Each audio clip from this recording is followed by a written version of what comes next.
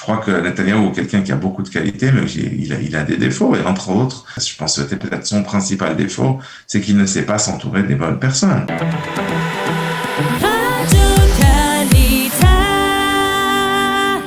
Amir Weitman, bonjour, Boker Tov. Bonjour, Boker Tov. Merci d'être avec nous. Je rappelle que vous êtes président du groupe des libéraux au sein du Likoud et nous voulions avoir votre réaction. Après les révélations faites hier par la chaîne 12 de la télévision israélienne sur des propos tenus en aparté par Avichai Mandelblit, le conseiller juridique du gouvernement, qui s'en est pris très vivement à l'ancien Premier ministre Binyamin Netanyahou. Dans ses conversations, Mandelblit affirme que Netanyahou est parvenu à un stade où il a mis en danger la démocratie israélienne. Et ces déclarations interviennent, on va dire, au lendemain de propos également plutôt semblables tenus par Nir Hefetz, le témoin à charge dans le procès de Binyamin Netanyahou, qui affirme que Binyamin Netanyahou n'était plus apte à partir de 2017 à être Premier ministre de l'État d'Israël en raison de sa dépendance envers sa famille, ses proches, en particulier son fils Yair et son épouse. Que pensez-vous de toutes ces révélations ?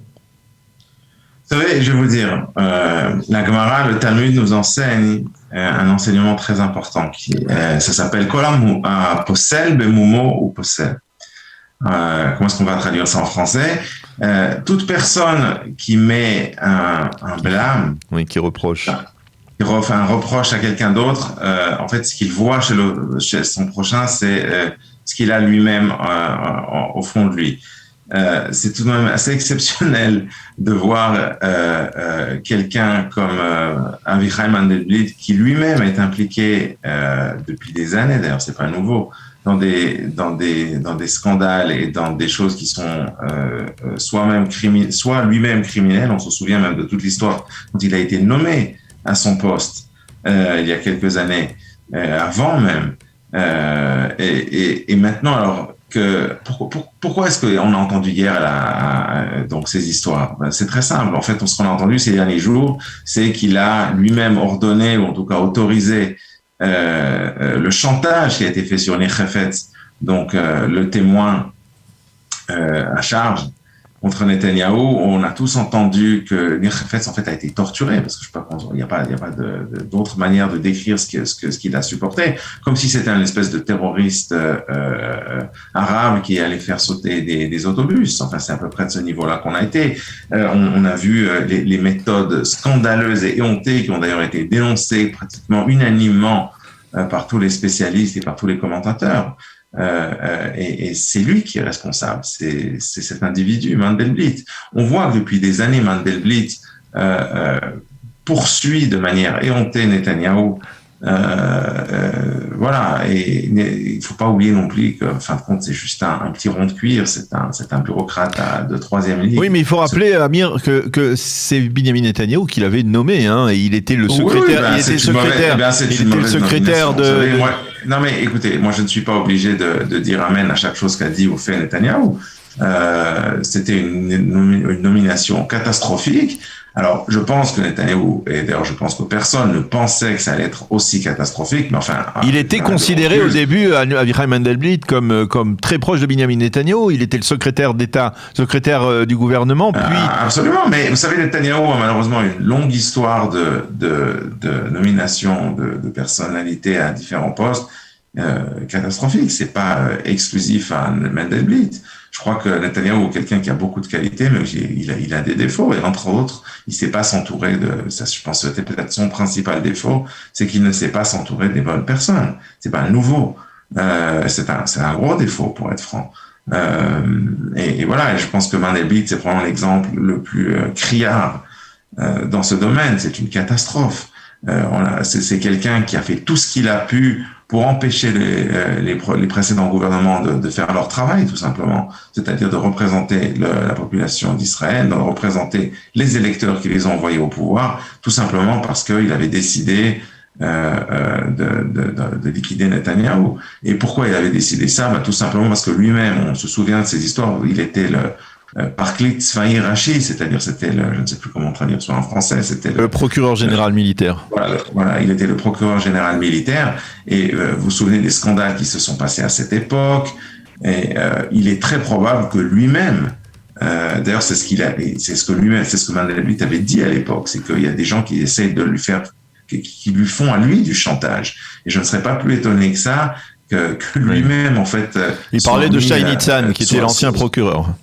Pardon ? Il parlait de Shai Nitzan, qui était l'ancien procureur. Oui, ben voilà, et on sait tous que le procureur de l'État, donc l'ex-procureur de l'État, Shai Nitzan, c'est un mafieux. Et voilà, donc je ne serais pas plus étonné que ça, que plus ou moins que Shai Nitzan ait fait du chantage sur Mandelblit pour lui imposer, en fait, de poursuivre Netanyahou, et qu'en fin de compte, il soit rentré dans une espèce de spirale infernale où lui-même est pris dedans, et je ne sais pas, mais disons, c'est quand même inouï après tout ce qu'on sait, tout ce qu'on voit même ces derniers jours concernant Heifetz, que Mandelblit, en fait, essaye de dévier les tirs qui sont qui ont été faits sur lui de manière tellement transparente, hein, parce que tout d'un coup, on entend Mandelblit dire des choses comme ça. Vous avez bien compris que ce sont des gens comme Aviad Glickman, le fameux journaliste juridique qui a la botte complète de la Parkletoud, qui probablement en fait a eu une discussion avec lui où Mandelblit a laissé dire en son nom ce genre de choses. Enfin, c'est quand même incroyable que dans un pays qui se dit être démocratique, parce qu'on peut discuter, mais disons qu'il se dit être démocratique. On parle de l'état de droit, on voit ce qui s'est passé avec Nir Heifetz et les enquêteurs de la police. Il n'y a pas d'état de droit, Il faut revenir à la réalité. Israël n'est pas un état de droit aujourd'hui. En tout cas, ça dépend dans quoi. Mais il y a en tout cas dans tout ce qui touche dans les relations entre le parquet et l'État, donc le gouvernement et tout un tas d'autres choses. De manière générale, Israël n'est pas un État de droit. C'est-à-dire, le parquet se comporte comme un groupe de mafiosos. Je m'excuse, mais il n'y a absolument aucune autre manière de décrire ce qui s'est passé avec Nir Heifetz. Et d'ailleurs, Nir Heifetz, c'est juste un exemple qui est maintenant connu parce que c'est le témoin à charge contre le Premier ministre. Mais vous avez bien compris que c'est pas seulement avec Nir Heifetz que ce genre de méthodes sont utilisées. C'est probablement utilisé contre tout le monde. Donc, qu'est-ce que ça a comme valeur? Et alors, en plus, ce qui était inouï, c'est qu'on a entendu des gens, je crois, de la police et du parquet défendre ces méthodes en disant oui, mais ce sont des méthodes communes, il n'y a pas de problème avec ça. Enfin, c'est quand même incroyable dans un État qui se dit être démocratique et qui se dit être un État de droit, qu'on utilise des tactiques mafieuses de ce type. Enfin, c'est pas possible, des choses pareilles. Et le problème, c'est qu'en fait, ce qu'il doit y avoir, et je pense depuis quelques années, en tout cas dans la droite israélienne, mais j'espère que cette compréhension se diffuse dans toute la société israélienne, c'est que le parquet et la police et voilà, ce genre d'institutions sont profondément pourries, et ce sont des choses qui ont besoin d'une réforme en profondeur. Il faut complètement changer.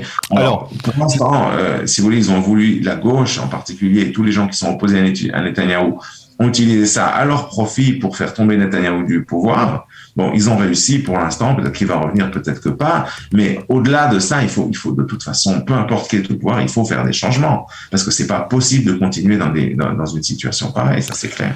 Alors, je voudrais aborder un autre sujet avec vous, puisqu'hier, il y avait une manifestation importante de la droite israélienne, plus près de 10 000 personnes, selon les organisateurs qui sont rassemblés à Tel Aviv, pour protester justement contre le gouvernement et l'action du gouvernement actuel. Binyamin Netanyahou n'était pas sur place. Vous pensez que ce type de protestation, qui commence à ressembler à celle de la rue Balfour, a des chances d'aboutir, un peu comme cela a été le cas dans le cadre des manifestations hebdomadaires de la rue Balfour? C'est le plan que le Likoud et que ses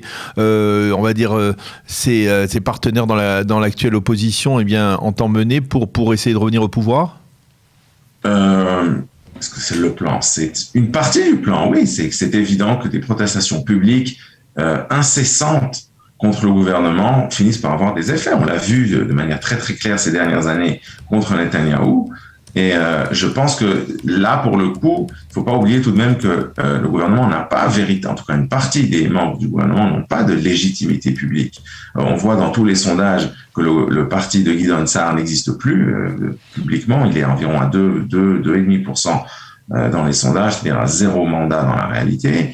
On voit que le parti de Bennett lui-même est à 5-6 mandats dans les sondages. Donc, il n'a pratiquement plus si vous voulez, de soutien public. Donc, je pense que, en fait, il faut appuyer, mettre la pression jusqu'à arriver à une situation où tout ça va s'arrêter, parce que c'est de toute façon une catastrophe. Ça doit s'arrêter. Le plus vite possible sera le mieux. Il a été question également de l'arrêt de la construction. En fait, il était question de permettre, d'autoriser la construction de 9000 unités de logement à Atarot. Ça a été suspendu par le gouvernement israélien. Vous avez le sentiment que le gouvernement reste tout de même aujourd'hui prisonnier, un peu pris en otage par l'administration américaine, l'administration Biden, surtout dans le contexte actuel. Alors oui, c'est évident qu'il y a une opposition de l'administration de gauche aux États-Unis, l'administration démocrate. Bon, ça n'est pas une surprise, mais si vous voulez, si on avait maintenant un gouvernement de droite, je pense qu'on aurait la possibilité d'avancer malgré tout. Mais dans le contexte actuel où on a en fait un gouvernement qui est majoritairement de gauche et qui ne peut pas exister sans le soutien des frères musulmans, de Meretz et du Parti travailliste, qui sont quand même très, très, très à gauche, sans même parler de Lapid et de Gantz, hein, évidemment, mais qui sont qui sont aussi relativement à gauche. Mais disons, pour simplement parler de Meretz des frères musulmans et du Parti travailliste, vous avez bien conscience qu'il n'est pas concevable dans ce contexte de prendre des mesures pareilles, surtout quand il y a une opposition de l'administration américaine. Donc, je ne suis pas du tout étonné, si vous voulez, que le gouvernement ait dû faire volte-face sur cette question qui est pourtant essentielle pour l'unité de Jérusalem, pour la qualité de vie aussi de ses habitants et pour la sécurité des habitants de Jérusalem. Mais voilà, on ne peut pas s'attendre dans un gouvernement de gauche à ce qu'on fasse avancer ce genre même d'extrême gauche, en fait. On ne peut pas attendre que le gouvernement fasse avancer les intérêts essentiels de l'État d'Israël. C'est normal. Je pense que toutes les personnes, les bonnes âmes, hein, qui ont des bonnes intentions, peut-être, pour certains en tout cas, mais qui sont dans le déni de réalité, doivent tout de même se rendre compte que dans la conjoncture actuelle, dans la conjoncture politique actuelle, avec ce gouvernement et sa composition, il n'est pas possible de faire avancer les intérêts essentiels de l'État d'Israël. Et ça, ce n'est que le dernier exemple. Eh bien, merci beaucoup, Amir Weitman, de nous d'avoir réagi à ces derniers développements, en particulier donc à ces propos tenus par Avichai Mendelblit, qui suscitent déjà une forme de polémique au sein de la classe politique en Israël. Merci d'avoir été avec nous ce matin. Bonne journée, à bientôt.